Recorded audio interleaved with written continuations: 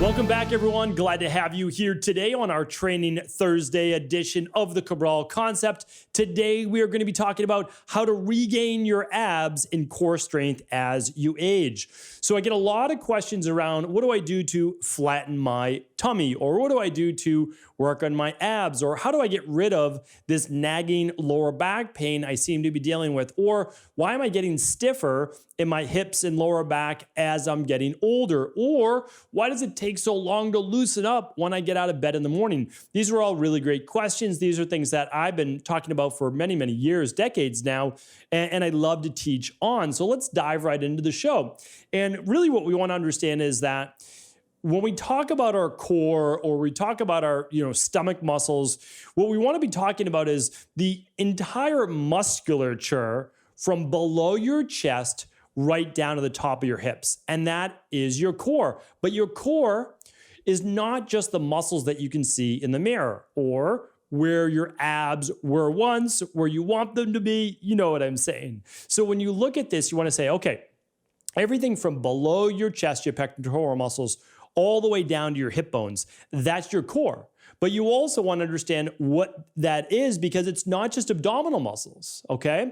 So we have something inside and around the spine, essentially, is a group of muscles that acts as our own weightlifting belt. So maybe you've seen in the gym, or maybe you've even used one yourself, of a weightlifting belt. So basically, you put it around your waist, you cinch it tight, and it kind of keeps everything where it should be so that you don't strain too much, get a hernia, you can push against the belt, etc.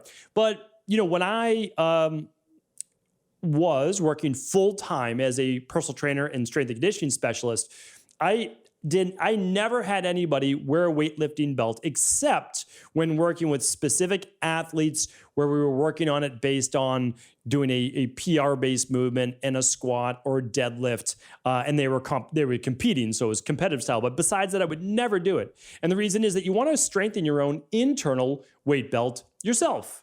And so that means not just working in your abs, but something called the transverse abdominis. Now, the transverse abdominis is going to go deeper below the abs you can't see. The abs you can see when the stomach is lean are called the rectus abdominis. Now, again, I'm not telling anybody that you need six-pack abs. That's not what I'm saying at all. Like, that's not it. What I'm saying is we need to get the core muscles strong, though, or you could be the 8 out of 10 people that eventually have lower back issues, whether it's just stiffness and lack of mobility or it's actual pain. And the reason why this topic came about, actually, and again, it always comes about from my life and my work and my practice, is that I was at a conference and I overheard one of the people at the conference actually what's called slipped a disc. I'm not going to get into that today.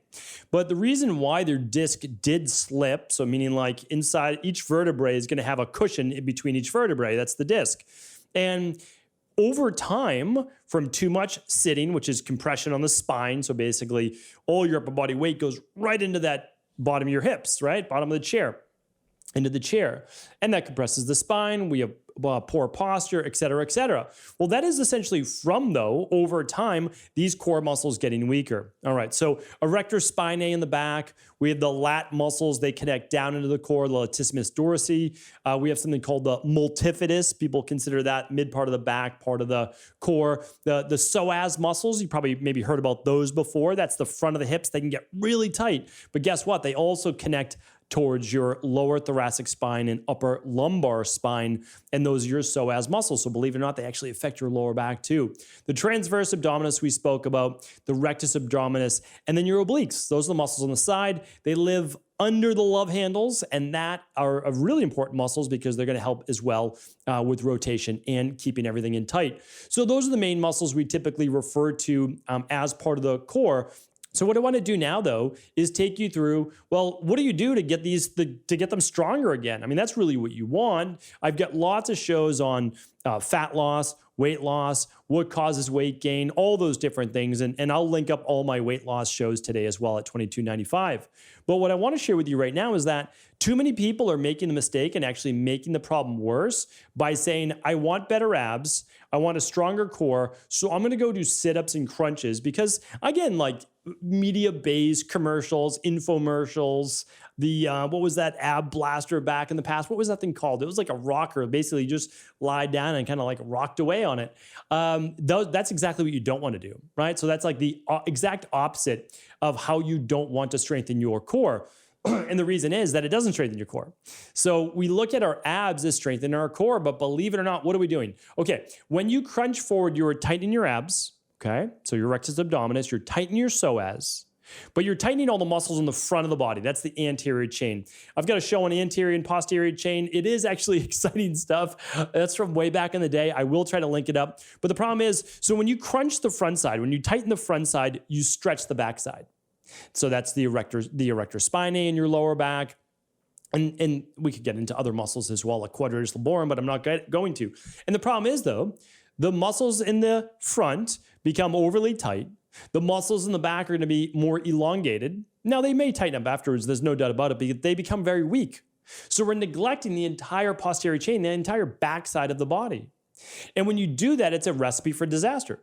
So then you get the herniated discs, or you get the slipped discs, or you get a bulging disc, right? You might have heard of these things before. And then, well, what do they do when you go to the doctor? Well, they recommend surgery. That is not what you want to do, except last resort. Because I always say to people, you can't go back from surgery. I know so many people in my own family, friend circle that have had surgery. And again, there's always side effects from it too. Now, sometimes surgery is inevitable. I'm not going to say that it's not. So I'm not saying that. Sometimes things have gone too far or there was an accident and surgery is necessary. Again, I'm not saying anything negative about that. I have friends and colleagues that are surgeons and they do amazing work. What I'm saying to you is this. We need to exhaust all possibilities before surgery or pharmaceuticals are undertaken unless it is acute-based medical care where life is in danger. Like, no doubt about it. That is how I feel. You can feel differently. That's okay. But I would love for you to at least try a natural-based method. And, when in doubt, work with a really qualified personal trainer or strength and conditioning specialist, functional movement specialist, National Academy of Sports Medicine, ACSM-based personal trainer. Like, they're going to have enough knowledge to be able to help you strengthen your core. But either way, I'm going to give you it right now. Okay, so I just want to make sure that you know what you should be doing and looking for so you can do it on your own or, of course, with a professional. All right, so here we go. What I want you to do is that you make sure that you strengthen these muscles on at least an every other day basis. So people pretend it's like a chest workout or a leg workout. They do it once a week. I would not advise that, okay? Not until you get balanced and strong and you're still doing your daily core-based exercise, at least every other day. Eventually, you could do them daily if you want. Let me go through and then I'll kind of do a summary as well for you at the end. So again, forget about the crunches, forget about the sit-ups, at least in the beginning. Do I think everybody should be able to do a full sit-up on their own? Of course I do. Absolutely, 100%. You should be able to sit up without using your hands. No doubt about it. It's a great sign of how youthful your body still is. Right? And by youthful, I mean like biologically youthful. Because I know people, no doubt about it, I've worked with teenagers and young 20s that could not sit up on their own without using their hands. All right? You should be able to do that, but you don't have to do it right away. All right, so where are we going to start? We're going to start with what's called isometric exercises. That means there's no movement, but there is tension. It's called intra-abdominal tension. All right, we're causing it from the inside. Why do you want to do that? Because it's literally the safest way that you can start to strengthen these muscles, and you're fatiguing them through holding them tight for a certain period of time. And that's important because it builds endurance back into those muscles as well, besides strength. So the two best exercises, there's lots of great exercises, don't get me wrong. Like the plank is a great exercise, but the problem with the plank is I see way too many people dipping their hips really low. Right? So they're sagging their hips down and they're putting just more pressure on their back. They're not doing it correctly. I always told clients to err on the side of keeping your hips a little higher. So if you do a plank, just keep your hips a little higher than parallel. Keep the abs contracted tight, like you're trying to cinch everything in tight. All right. Here are the two that I do like the best. The first one is the bridge. You'll be able to find all these exercises. So it's not like, you can't find a bridge, photo on your own. But what you want to do is you hold a small ball or towel between your knees. All right. The reason you want to do that is if you let your knees flare out, the human body's amazing at compensating. Your hamstrings will be on fire, your calves will be on fire, you get up on the balls of your feet, which you shouldn't do. And that's an issue. It's an issue because you're using basically everything except your glutes and lower back, which is what you should be doing. So you focus on your glutes and you focus on your lower back and you do a bridge and you just hold it from whatever's comfortable. Again, don't hurt yourself. You're just starting back out. Okay, hold it for somewhere between 20 seconds and 60 seconds. That is ideal. Small ball or rolled up towel between the knees. The next one is chops. I love chops, but don't twist your upper body when you do them because you can hurt yourself in the beginning. Again, so what you're doing is you're doing a chop. Same movement, you hold the band to one side and you're gonna come across your shoulders, right? So let me step back if you're watching this on video, and hopefully you are joining us on YouTube, right at stephencabral.com/2295. I'm gonna step back, do one, and then I'll explain it if you're not watching on video. So when I did that, chopped across my body, all I moved was my thoracic spine. That's my upper back. My lower body, my lower back didn't move and my head didn't move. I looked straight ahead the whole time. And what that happens is then I'm stretching my obliques and my core muscles from one side, then tightening those ones and stretching the other side. But what I'm not doing is rotating my lower back where injury can occur.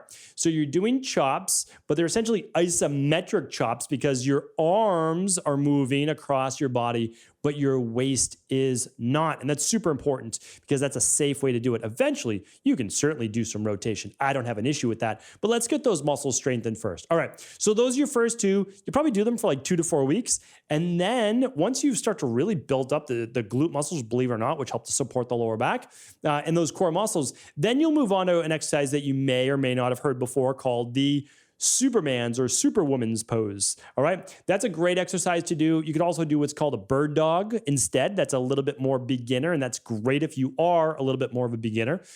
So I would definitely recommend those two. Those are excellent. They work a little bit more on balance. And then the Superman's is a little bit more advanced. And again, strengthening what? Well, the erector spinae, multifidus, even gets in your traps and your lower back glutes as well. So I'm a fan of that one. Just go easy. Don't overextend, especially if you're feeling a little bit tight.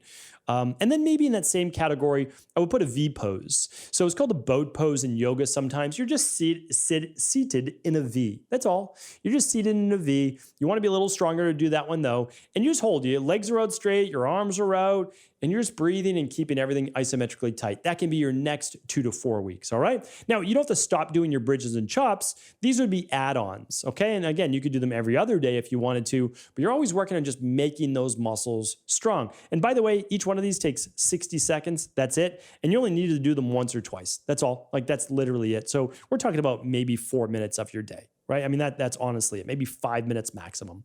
And you can add it to any workout you want as part of the as part of the warm-up sequence, dynamic warm-ups, that would be fine. All right, so the next part would be now adding in something workout-wise that's more challenging for the core. And I love doing these even sometimes from the beginning. And these are basically, they're called unilateral exercises. And so let's say you're on a cable machine, you put one foot forward, 1 foot back, and you're just doing a one-arm chest press, right? So if you're watching this video, but the other arm is moving in conjunction with it. So it's actually pushing out for a chest press and then pulling back. And you can do the same for a row, right? So now we're just doing the row. It looks like a chest press, but now you're pulling backwards. And so it's a great exercise to do because the core muscles are engaged. You're keeping them tight, but now you're working your chest or back and back at the same time. So really love that one. And also something like again, let's stick with the cables for a moment, a one leg reach. Or like what looks like a one leg Romanian deadlift. So you're balancing on one leg, you reach towards the cable machine and you pull back up. Well, you have to keep that core steady. If not, you're gonna fall over. You could even just do a cone touch. We used to do cone touches as a part of a warm-up all the time. Lean forward, touch the cone with the opposite hand of the leg that's on the ground, and then come back up, try to keep one leg off the ground the whole time. Great, great exercise. All right, so that's phase 3, or just kind of add that in the beginning, but go easy if the core isn't strong yet. Now, the last part can be adding in dynamic movements. This is after the core is already strong.